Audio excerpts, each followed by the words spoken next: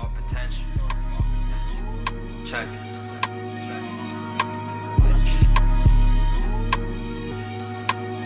I see life different, authentic, so magnetic. I'm out for connection. The world seems fake, but life is just so damn alive. This is no depression.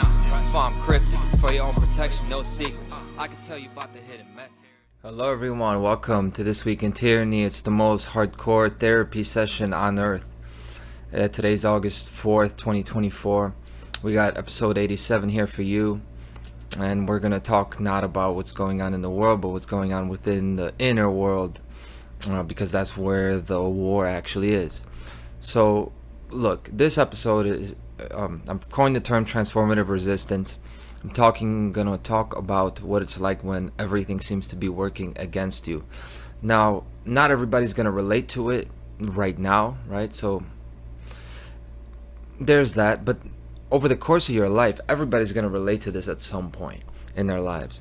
So, and it's also important because specifically these are the defining moments of a person's life. And I've talked about this a lot, is what you do in adversity. That's how it's relevant to the inner world. Now, how is it relevant to like today's world, the tyranny in our world in general? And it's because this is absolutely used against the people to take away their freedom and power. This is like a war of attrition, the individual against the collective, us against the system that is trying to enslave us. It's a war of attrition, and it's like when two people are fighting in a cage, and they're trying to see which one of them is getting tired.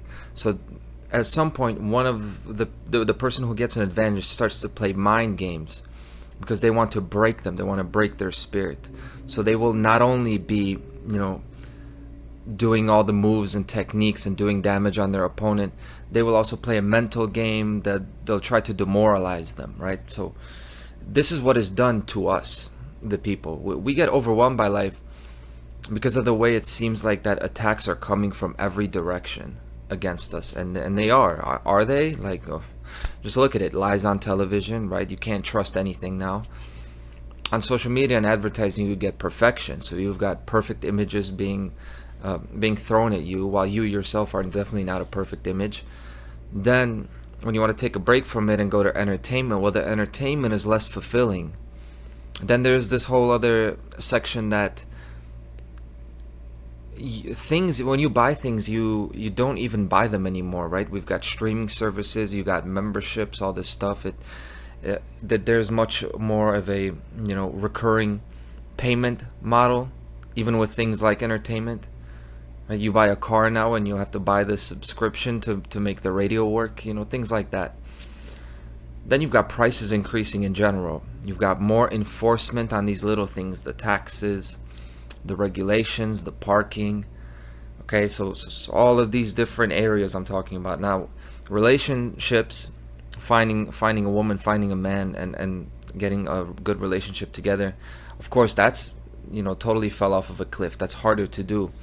Then you've got toxic ideologies and messages being directed not only at men and women, but at children. That's a whole nother area where it's hard to relate to children. There's like a gap between parents and children. That's going on. And then just straight up, food and water. You still got fluoride, the neurotoxin, being added to the drinking water. The way food processing works, and then all the pesticides, that's killing the body. You got the wireless radiation killing the body. And on top of all that, you've got just fear and uncertainty of the future in general. So the attack on human life is really 360 degrees. It's coming from all angles. And what happens is, like with that guy in the cage that you're fighting, and he's playing these mind games on you, and it just breaks your spirit. So the mind splits from reality. And I've talked about dissociation in recent episodes, and that's really what it is. So when we say everything's working against you, well, there's that. But that part of it is really not what this episode is about.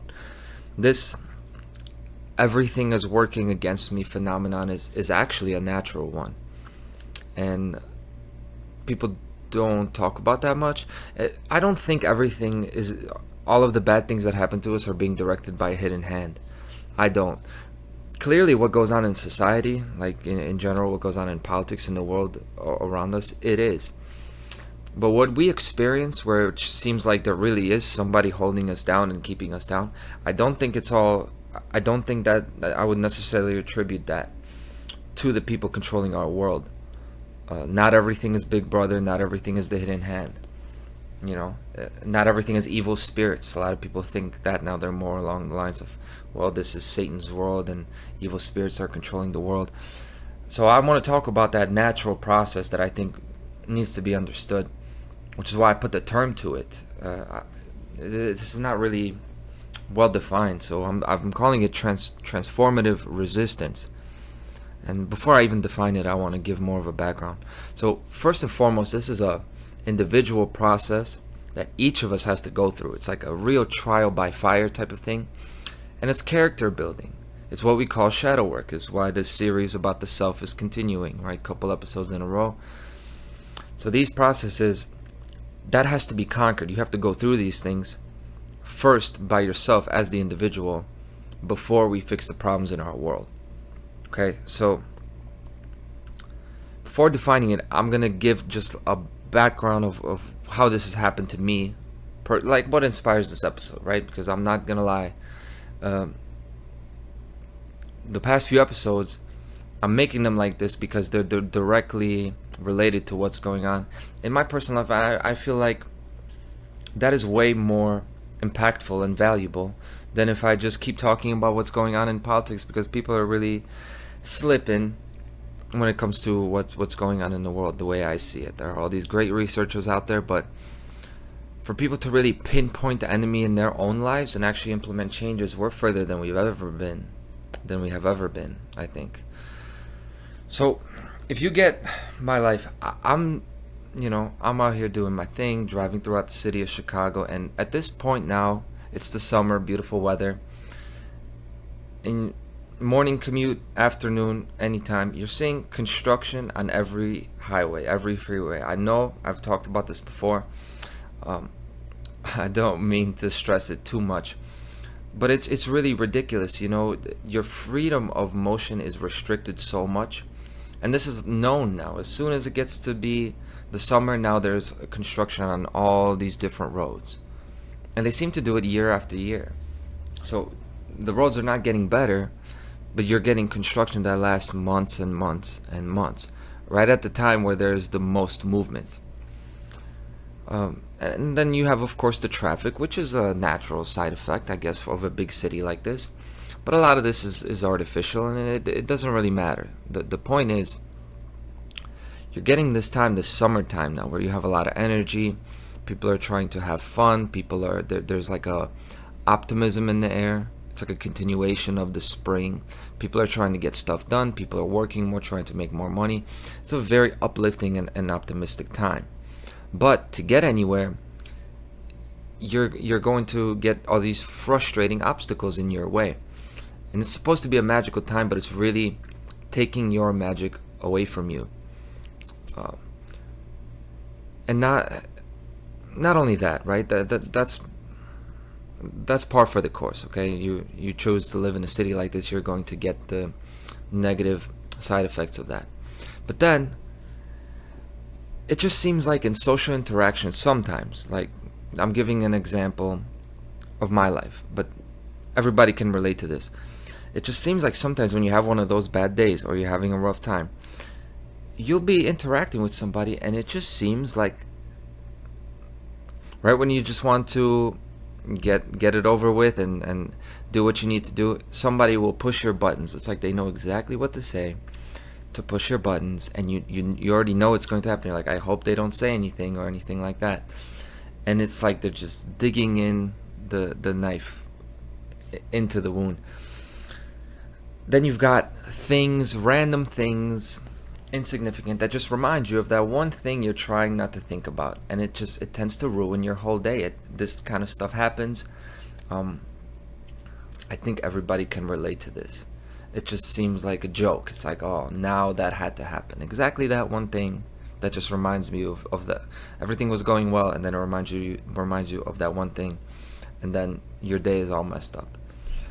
And then imagine all of that is going on, like, and then you're on your way home, and then you need to get one thing from the store, and then you have a freight train right there that'll hold you up for like 30 minutes. Or you go to the store and you get that one thing and then they don't have it. It's sold out, that one thing that you went there to do. Now, of course, the shortages at stores, they're not natural. That they're actually the results of subversive actions by human beings. But this process I'm talking about, where all these little things kind of pile up and seem to be piling up only for you, like there's a dark cloud only on you. It's a natural process, which I'm going to explain. But remember, the dominator controllers of our world, the tyrants, they make use of these natural processes. Remember my analogy with the two fighters. They know your weakness, so they're going to hit you right there, right in that exact spot. So to just stay aware that there's a natural and an artificial, intentional component to it. But let me talk about how this perceived, punch in the gut from the universe, it is actually a natural process, and why. Because there is a purpose for all this. Otherwise, I wouldn't be talking about it. And to do that, though, to explain it, you can't avoid the topic called synchronicity. Synchronicity is something that's talked about a lot. It's viewed in a very mystical way. I view it in a very rational way. I think synchronicity is a very rational thing, and that it should be, it should be like the tides of the sea. There's like a very clear explanation for it. I think the best quote, though, the thing I like to say, that kind of gives a background to what I'm about to go into, is by Michael Tsarion, who's kind of inspired this series of working on the self. And he says that the universe reflects the face that you turn towards it. One of my other friends, Dave Kelso, says the universe is a quantum mirror. And off the bat, I just want to say, you can't comprehend synchronicity until you look into the observer effect of quantum physics specifically. So when you go into you study the double slit experiment and how quantum particles change based on whether you're observing them or not, that should set in the idea that one living individual alters the universe down to the subatomic particles just by focusing their attention. Without that background, I think synchronicity is like it would get thrown out as pseudoscience, where it really is science. Science needs to catch up to this. But synchronicity is not a scientific concept, it's a psychological concept. It's by the psychologist Carl Jung. It's a concept introduced by analytical psychologist Carl Jung to describe events that coincide in time and appear meaningfully related, yet lack a discoverable causal connection. So two completely separate things happen, meaning there's no deep significance, there's no interrelation, but the timing of them happening, it carries a profound meaning to the person that notices it, right? Remember, it's the observer effect. Synchronicity does not occur objectively for everyone. It is a very subjective thing, but that doesn't mean it's any less real, right? It's just limited to the individual observing it. So today, synchronicity is thought as the kind of a thing where you see certain numbers like 1111, you'll see, repeating numbers, 444, or you see certain symbols in certain circumstances. Often they will be repeating. But another common example that is used to explain synchronicity is when you say think of somebody, you happen to think of a person, and then right when you think of them, they happen to call you. This is kind of like, people know about this. It's kind of thought of as like, oh, interesting coincidence, maybe there's something to it. But these things, of course, it can't be a coincidence on one hand, and on the other hand, neither can it be the case that you somehow made them call you with your mind, or that your mind knew that they were going to call you. Or so we think, right? Or so we think that that's impossible. But synchronicity is talked usually in a positive sense only. It's discussed only in a positive sense, meaning that it's constructive. Very new agey. Like when you see 1111, it's because the universe is telling you to continue down your path, right? There's everything about angel numbers and synchronicities. Like when you, a lot of this is a new age approach to relationships. is when you meet a new person, and then all of these things you'll see that happening that surround that person, we take that as a sign. Oh, we this means we should pursue that person. Like something is telling us that that's the right thing to do. So this is kind of goes hand in hand with intuition. But the reason I talk about it like that is because synchronicity is not only positive. That's what I'm getting. That's what I'm getting to here. And yes, I'll admit that usually when you see these signs, it has the quality of like life smiling at you, or God literally smiling down at you. But there's a whole other side to this, negative synchronicity. It's called negative synchronicity, and that has been talked about a bit. But here, what I'm saying is even different from that, and this is why I gave it a term. It's transformative resistance, and this is really when you feel like everything is working against you. And this is what we experience when effort is taken to change years and years and generations even of patterns. It's like where you're trying to pull out entangled tree roots. They don't want to come out. And this is a natural process that is difficult because of the energy that it takes to undo long patterns of actions. They're not easy to change, you know, in just a violent single moment. It takes time to change them. So this is why we experience these things, these negative synchronicities. What happens is when we make the same decisions in the same circumstances over a period of time, that neural pathway in our brain, it becomes hardwired in the brain. And this happens to everyone. Of course, it's subtle. But for example, in alcoholics, this has been observed very clearly. Like when alcoholics experience any negative emotion, any little problem, that hardwired pathway in the brain, it lights up. And then when that happens, the body and the mind, it tells them to drink, right? It releases the chemicals that make them reach for the alcohol, because the alcohol has become like their medicine for emotional regulation. That's the whole point.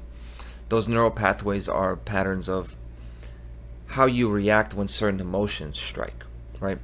Whether it's along the lines of anxiety, depression, or joy even.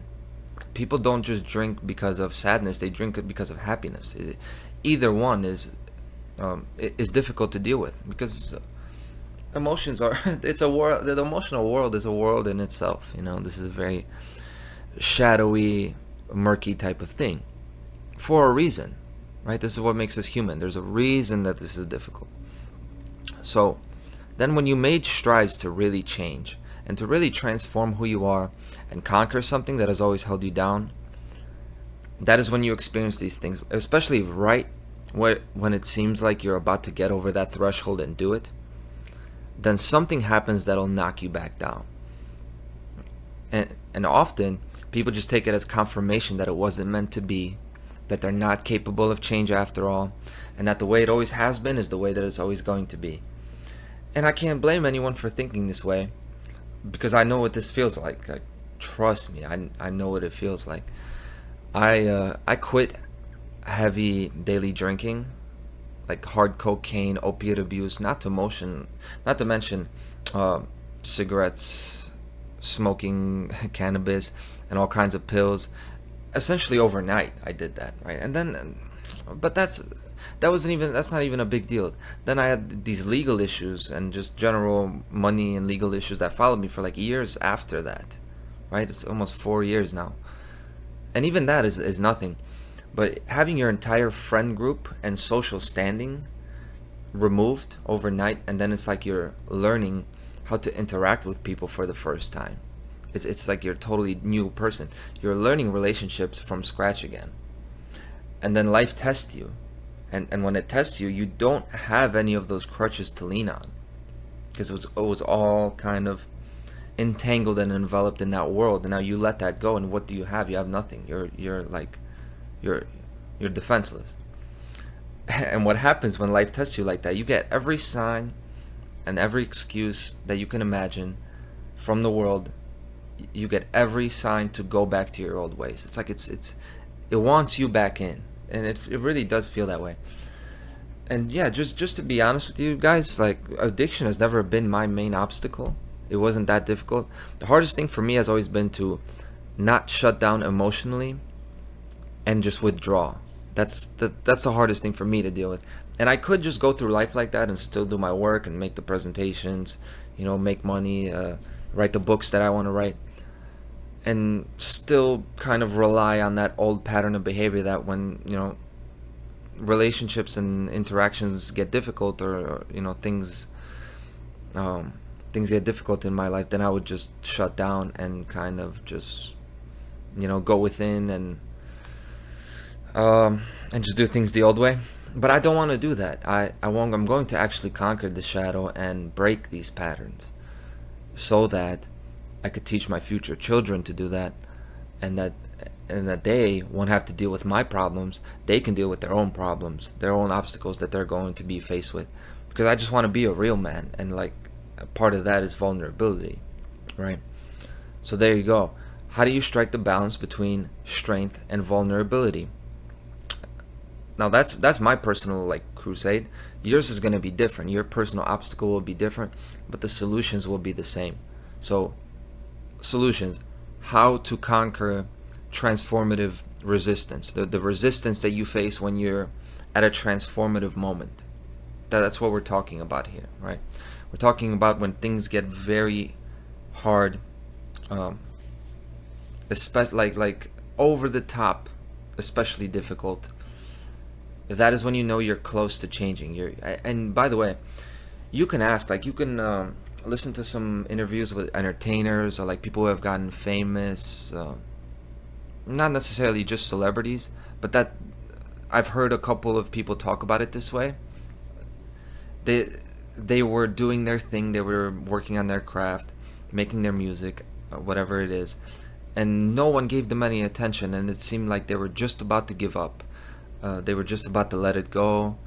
It got everything was going wrong, and it seemed like it wasn't going to work out, nothing. And then right at that moment, something happened. Someone noticed them, or something changed. They made that one hit song, and then their whole life transformed. And you'll see them reference this moment, that the way it happened, it was really crazy. The way it seemed like in the darkest moment, success was right on the other right around the corner, and they would have never known it, because it really seemed like they were in the middle of it and there was no hope, but it was just waiting for them around the corner. And this is what I'm talking about: is we need to make sure we don't give up right when success is around that corner. And I think that's what happens. And my advice is to remember the wave-like form of life. How shit goes is it seems rough for a while. It seems like when it's rough, it's never going to end. The story is never going to end. But in time, of course, it passes. It always passes. We don't have these hard moments 24/7. They're just for a while. And all you have to do is just stay the course and not abandon the course. And then when you do catch that wave again, like a surfer, then you have a chance to actually do it right this time, right? But it doesn't happen if you give up, and most people do give up, because that is the time that we face the greatest resistance. So,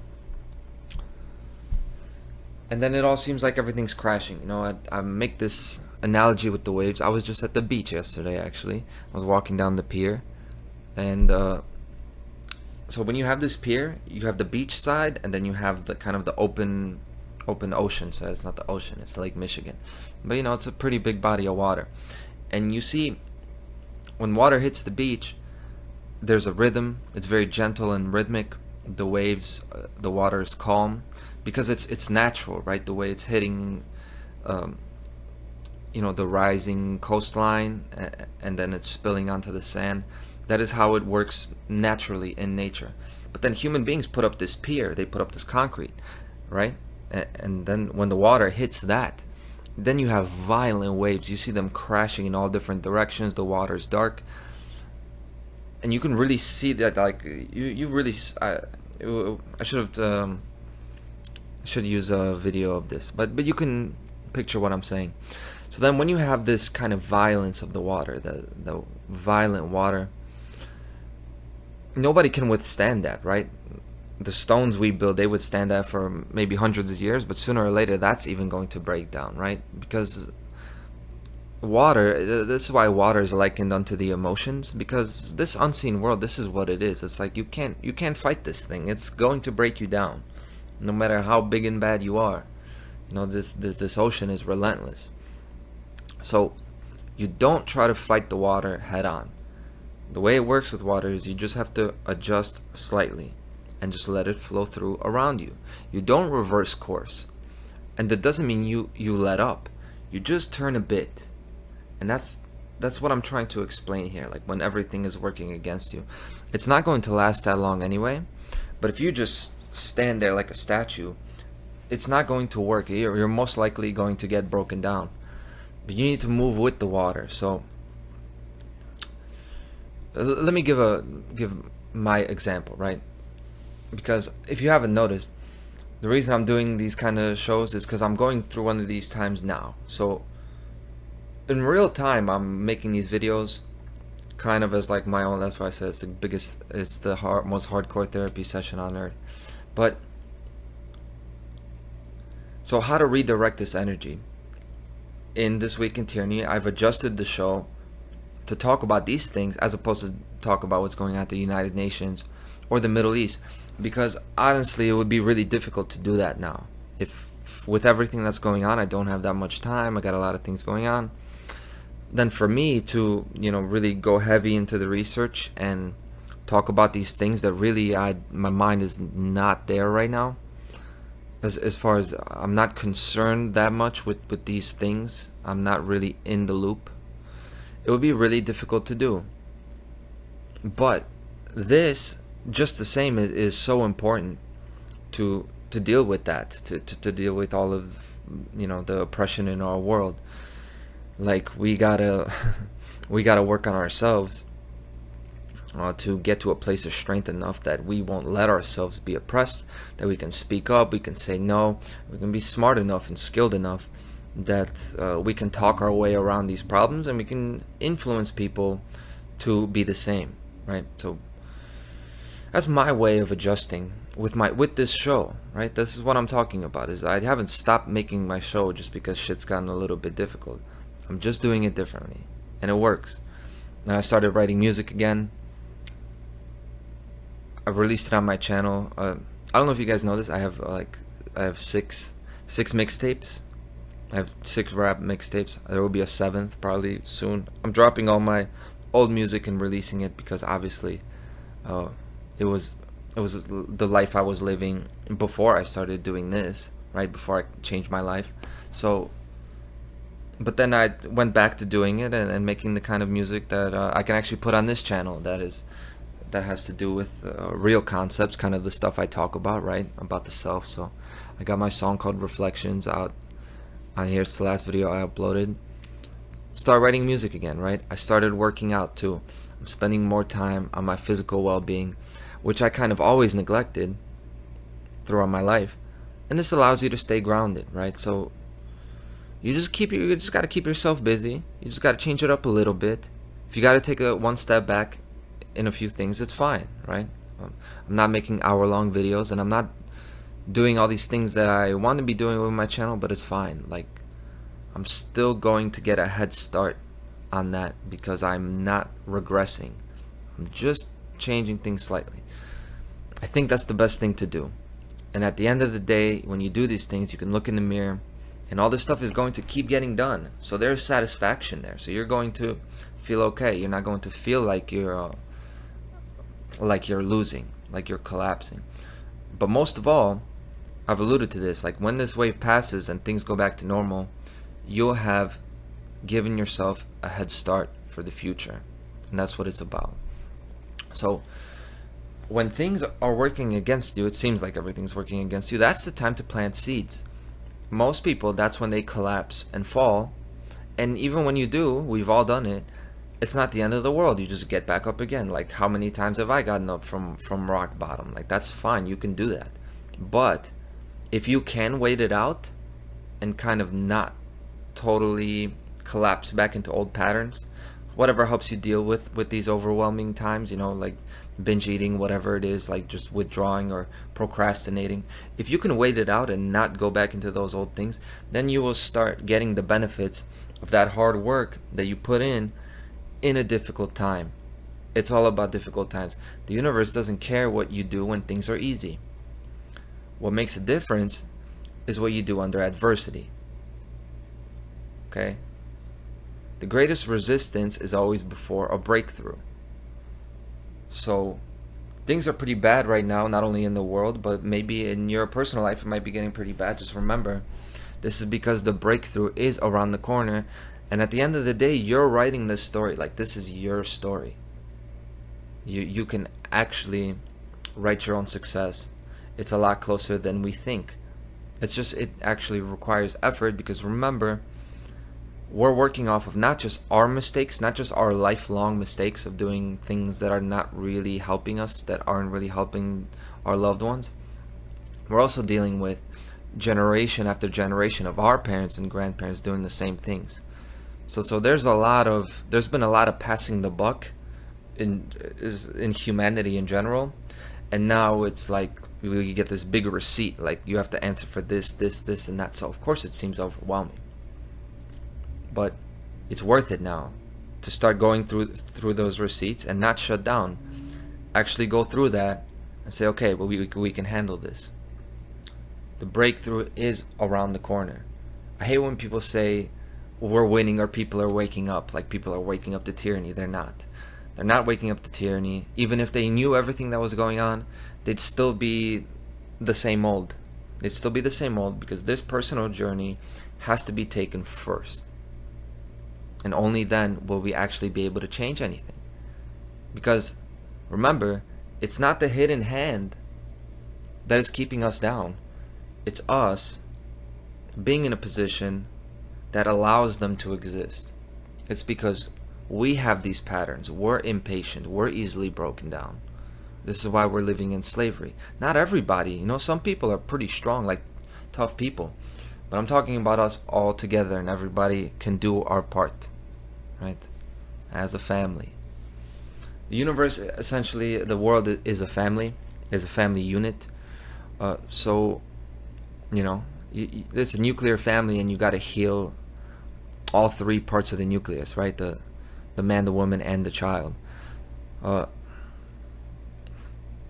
So that means breaking down patterns. That means, the whole point of having children is that you want to give them a better life than you had, right? So this is what we need to do. We need to think about not just the old us, our grandparents, our parents. We need to think about the future. We need to think about us, first of all, right now, and then also our future selves, our children, our grandchildren. It all matters.